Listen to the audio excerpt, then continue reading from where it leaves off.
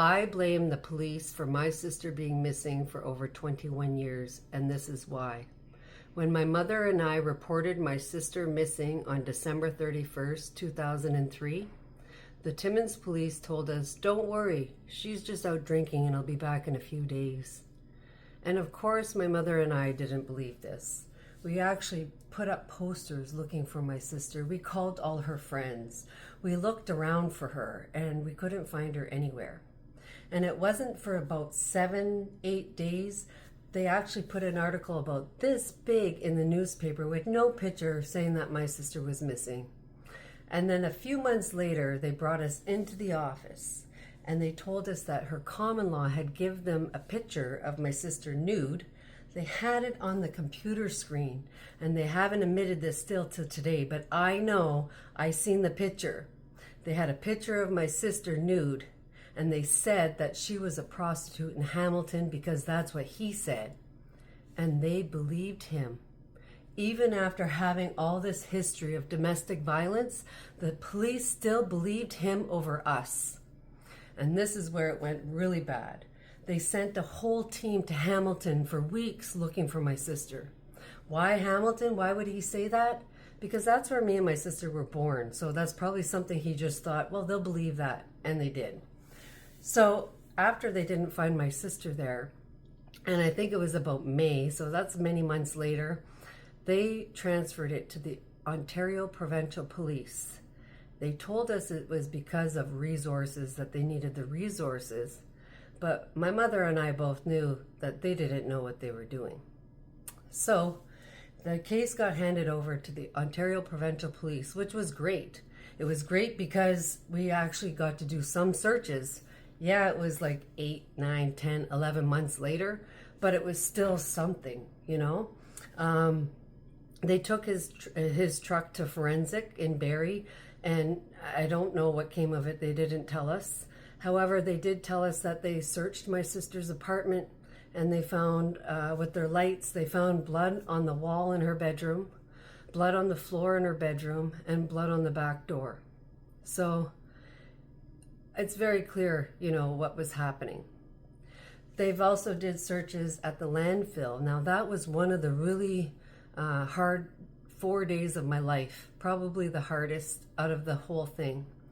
And it was all because my mother and I, we weren't supported. We went to the searches. I remember we weren't allowed to get out of our vehicle, but we sat in our vehicles and we watched the cadaver dogs. We watched the machinery, look for my sister, and I'll never forget thinking, you know, how are they going to find her? How are they not going to hurt her? You know, you think really silly things. We even brought donuts and coffee to the police. You know, it's like we were supporting them. Made no sense, you know? And I'll never forget thinking, you know, that this was horrible to be at a dump, stinking garbage, and they're looking for your sister. But it wasn't until the next day when I opened the newspaper that came in the mail, I seen the article and my heart dropped. It clicked in that they thought my sister was garbage. So they've also did other searches. They did a water search. Excuse me. They did a water search. And on this water search, I'll never forget, I was there as well. And I was sitting on a rock. And there was 2 scuba divers going up and down. And I remember it was the most messed up feeling mentally.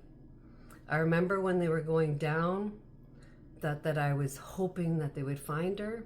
And by the time they were coming back up, I was hoping that they weren't.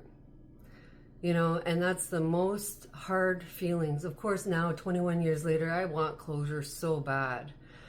Just recently, there was remains found in Timmins, and they made it sound like it was, you know, somebody that has been there a long time, and they left that article up for a couple hours.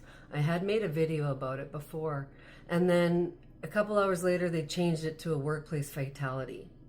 Those couple hours, I had such a hard time. I cried so much. I really thought it was going to be Pam. You know, I really want that closure. But back to the Timmins Police and the OPP. So they did other searches in the bush. They did mine shafts with cameras going down the mine shafts because there's lots of mines in Schumacher. They searched the back road. There's a few places they searched in the bush that he knew about, but nothing came of it. Sadly, shortly later, the officer that was in charge of my sister's case would be charged with attempted murder and arson, and she would go to jail. And that was really hard on my mother and I, because we were really hopeful and put a lot of trust into this woman.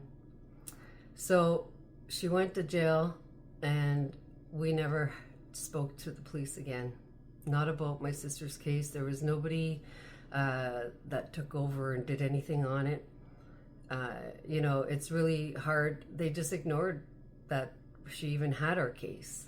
And, you know, it just shows the negligence from the beginning until that officer went to jail.